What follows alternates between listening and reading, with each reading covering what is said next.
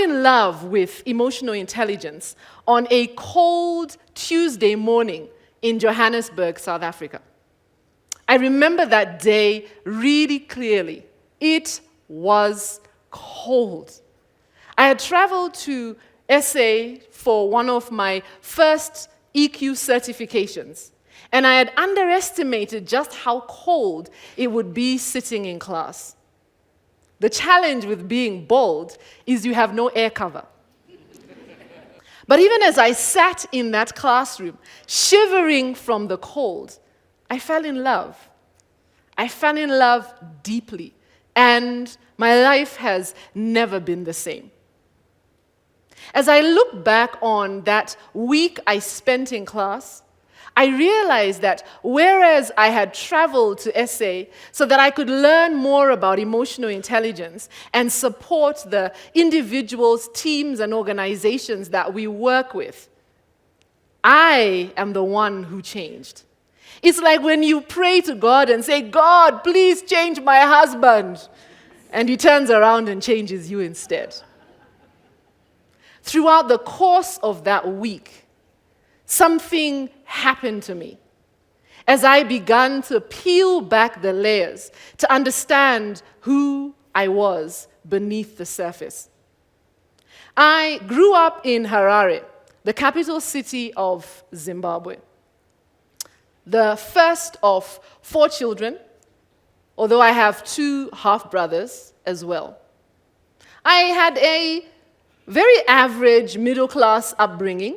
We lived in a comfortable home in a nice neighborhood, and I went to good schools. But behind closed doors, my parents had a challenging marriage. As a result of this, life was very unsettling. Very unsettling because we experienced the highest of highs when things were good, but devastating lows when things were bad. You see, my father was an alcoholic, a disease he battled with his entire life. When he was sober, he was a great dad, really smart. My father was an urban planner by profession, and at the highest level of his career, he was the town planner for the city of Harare. He was also really funny. He had a very sarcastic and sharp sense of humor. I feel I inherit that from him. But he was also irresponsible, reckless, thoughtless, and sometimes even cruel when under the influence, and his binges could carry on for days.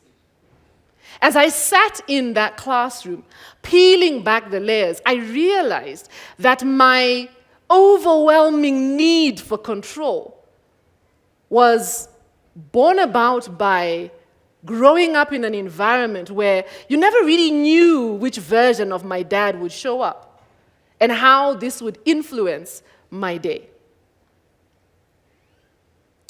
As I reflected on my growing up experience, I am really grateful that when my dad passed in 2013, I had come to a place where we had a really good relationship. And I credit this to my mother. Now, my mom is not perfect. No parent is. But there's one thing for me that I truly respect, and it's how she handled the breakdown of her relationship with my dad.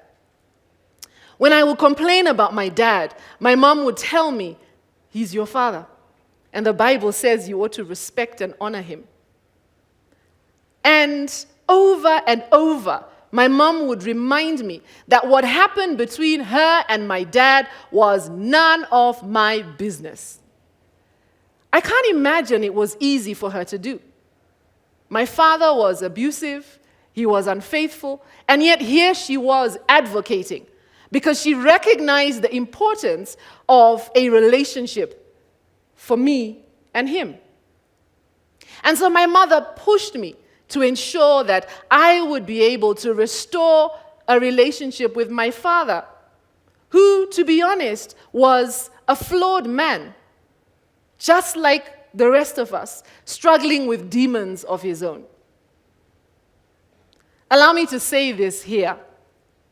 I'm very saddened when I see parents use their children as pawns when relationships break down. I can't even begin to imagine how painful it is when the one you love turns against you and breaks your heart into a million pieces. But as a child who has been there, allow me to say this.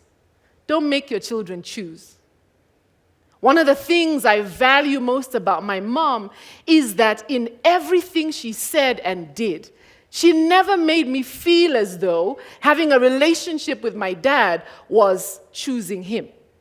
She never made me feel as though I needed to stand in her corner. She didn't need me to defend her. Don't make us choose. If perchance you're listening to this and you are battling a relationship breakdown, trust the fact that as we grow, we will come to the realization ourselves.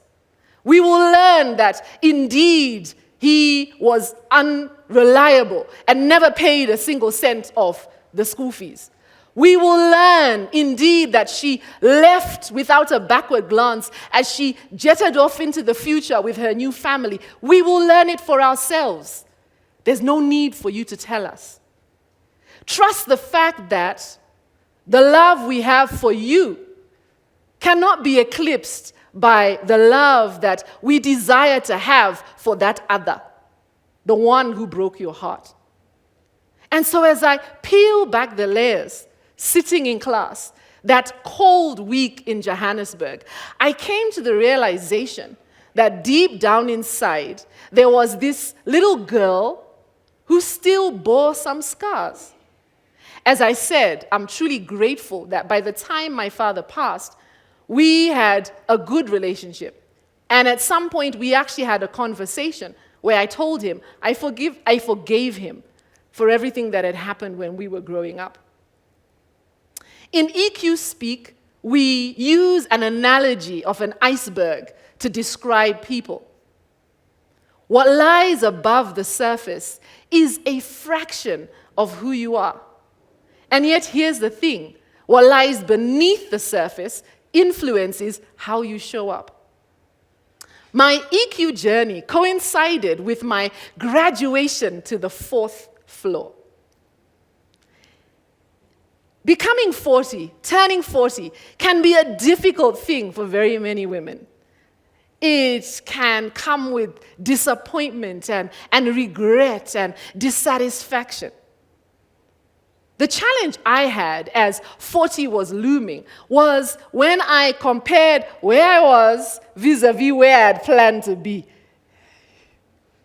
And it wasn't quite the same. And as I looked at my life and thought, this is not what I had planned for myself. We moved to Kenya in 2008. My husband got a job here. And we'd never been to Kenya before. We were really excited when we moved here. And I was fully for the plan. But when I left the UK, which is where we were living then, I had a really good job, fast-tracked to a corner office. Fast forward a number of years, we're here. And it's not that I felt that we'd made a mistake. Kenya had been good to us. But there was this small voice at the back of my head that wondered, when will it be my turn? In addition to this fight over what I had achieved, what I hadn't achieved, I also realized as I stared down 40 that I had gotten into the habit of living life based on the, let's call it, agenda of others, boxed by the expectations of society. As an African, Seventh-day Adventist Christian woman, I felt weighed down by the expectations upon me. The expectations of me as a woman in the marketplace, the expectations on me as a woman in the community, a woman in the church, a woman at home, as a wife and as a mother. And I realized that I had, most likely because of this upbringing, that influenced the woman that I had become, I realized that I was killing myself trying to be all things to all people, forgetting all about me. And so I stepped into 40 and I found my freedom. Not because I had it all figured out. I didn't. But because I realized that I was on this journey of self-discovery, and it was a beautiful thing. Who says you have to have it all figured out? Who says you have to have all the answers? Who is this who? I realized that life is meant to be an adventure where God is my guide. Rather than bemoan the things I had not achieved, the things I did not have, the things that I had left behind, I decided that life is too short to live out a story that is authored by a community of others. I made the decision that God is the author of my story, and I decided that his version of my story, though different to mine, I decided I'd trust his. I decided I'd fully embrace myself in his. I decided that I would walk forward in his. The reality is that our emotions were created by this master designer in order to help us to navigate life. But sometimes we allow them to get us stuck. Sometimes we stop paying attention. We stop paying attention to the message that our emotions were designed to give us, because God created them. I realized that I hadn't been paying attention. And so, in that cold week in Johannesburg, see, a lot happens in a week.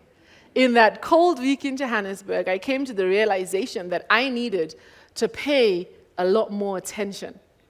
A lot more attention to what it is I was feeling. Because here's the thing, emotions drive behavior. Yes, they do. The emotional part of your brain is the one that triggers action. And if emotions drive behavior, and I'm not paying attention, it's like driving a car blindfold. Where is the sense in that? And so, I waved my white flag and I surrendered to the idea that my emotions were an ally, not an enemy. And that the work I needed to do was work to peel back the layers. And here's the thing, peeling back the layers is uncomfortable. Peeling back the layers is messy. But you can only go as far forwards as you are willing to go inwards. In order to strengthen my ability to practice emotional intelligence, I have learned to apply 3 simple questions. 3 simple questions that have really transformed how I do life. Question number 1, what am I feeling? We go through life operating on autopilot. And the challenge is that when you're not paying attention to your emotions, it doesn't mean that you stop feeling. And so your emotions are influencing you and you don't even realize, what am I feeling? Question number 2, what options do I have? The amazing thing about the brain, because we are fearfully and wonderfully made, is that when you tell yourself you have no options, you stop seeing options. The brain stops looking for options. But when you tell yourself options exist, the brain starts looking for them. So question number 2, what options do I have? In this moment, what options do I have? And then the last question, number 3, what do I really want? What is my ultimate objective? What is my end game?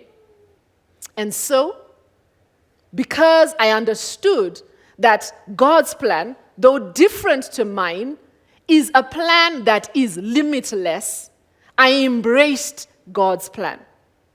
And I can assure you that my life has never been the same. I'd like to imagine that if you asked my husband, he would testify that this EQ journey has transformed me. He's not here. Maybe that's a good thing. But I'd like to imagine that he would. I'd like to imagine that if you ask my sons who are here, giving me an eye right now, that they will testify that this EQ journey has changed me as a mother. I don't always get it right, but I'd like to imagine they'd say, I'm different. I always say that I'm a recovering shoutaholic as a result of my EQ journey. I'd like to imagine that the friends I walk closely with will testify that this EQ journey has made me different. I have a number of friends who are here. Don't say anything. I like to imagine that those I work with will testify that this EQ journey has made me different. But whatever anyone else says, I am convinced that I do life differently because I fell in love with EQ on a cold Tuesday morning in Johannesburg, South Africa. Thank you.